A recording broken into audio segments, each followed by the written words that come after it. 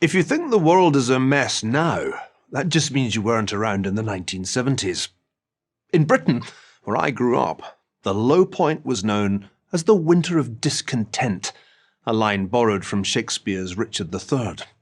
The inflation rate in 1975 was 27%. The trains were always late, the payphones were always broken, nothing worked. Worst of all were the recurrent strikes. Strikes by coal miners, strikes by dockers, strikes by printers, strikes by refuse collectors, strikes even by gravediggers. It felt as if there was no way back. And then came Margaret Thatcher. Between May 1979, when she entered 10 Downing Street as Prime Minister, and November 1990, when she stepped down, she changed everything.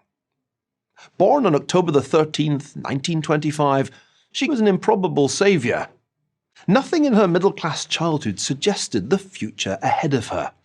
A diligent student, she got into Oxford as a chemistry major. She worked for a small plastics company after leaving college, but was rejected for a position at the British chemical giant ICI because, as the personnel report stated, this woman is headstrong, obstinate, and dangerously self-opinionated. She needed all three of those attributes when she entered the world of politics as a Conservative candidate in 1950. After several failures, she finally entered Parliament in 1959. For the next 2 decades, she steadily worked her way up through the party ranks. As early as 1975, Thatcher had come up with a wonderful line about the opposition Labour Party. They've got the usual socialist disease. They've run out of other people's money. This she contrasted memorably with what she called the British inheritance, a man's right to work as he will, to spend what he earns, to own property, to have the state as servant and not as master. This was the essence of Thatcherism, and it was just the tonic that the patient, the British economy, needed. It's fashionable nowadays to argue that there was no Thatcher miracle in the 1980s. Not only is that demonstrably false, it misses an essential point. Thatcherism wasn't just about raising productivity or creating jobs. Just as important was the goal of defeating inflation and restoring prosperity to the middle class. This it emphatically achieved. Yet the event that more than any other defined Margaret Thatcher's premiership was not economic, but military. The Falklands War against Argentina established her irrevocably in the public mind as the new Britannia, a warrior queen who gloried in victory.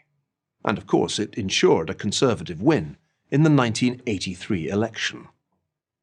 There's no question that sending the Royal Navy Task Force to the South Atlantic took great political courage. Many in her own party pushed for a negotiated settlement. But the lady was not for turning, not because she was nostalgic for the days of empire, but because the invasion was, to her mind, morally and legally wrong. Not without reason did a Soviet magazine nickname Thatcher the Iron Lady. Along with her ideological soulmate, US President Ronald Reagan, she was unhesitating in her opposition to the Soviet Union. When the Soviets deployed intermediate-range nuclear missiles in Eastern Europe, she fully supported, despite fierce opposition, Reagan's countermove to send American cruise and Pershing missiles to Western Europe. It's still terribly hard for those who opposed her to admit it, but Margaret Thatcher was right about most things. She was right that the British trade unions had become much too powerful. She was right that inefficient nationalised industries had to be privatised. And she was right that the West could win the Cold War. "I can't bear Britain in decline," she told a BBC interviewer in April 1979. "I just can't." Nor could we. For much of the 1970s, that decline had looked irreversible. Yet Margaret Thatcher stopped the rot. She cured the economy of the disease of inflation and industrial unrest. She revived the idea of a property-owning democracy.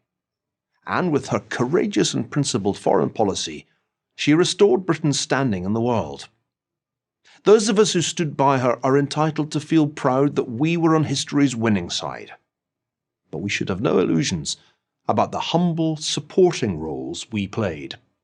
She was the leader, proof that sometimes it really is a single individual who can change the course of history. In Margaret Thatcher's case, decidedly for the better. I'm Niall Ferguson, Fellow at the Hoover Institution at Stanford for Prager University. Thank you for watching this video. To help keep PragerU videos free, please consider making a tax-deductible donation.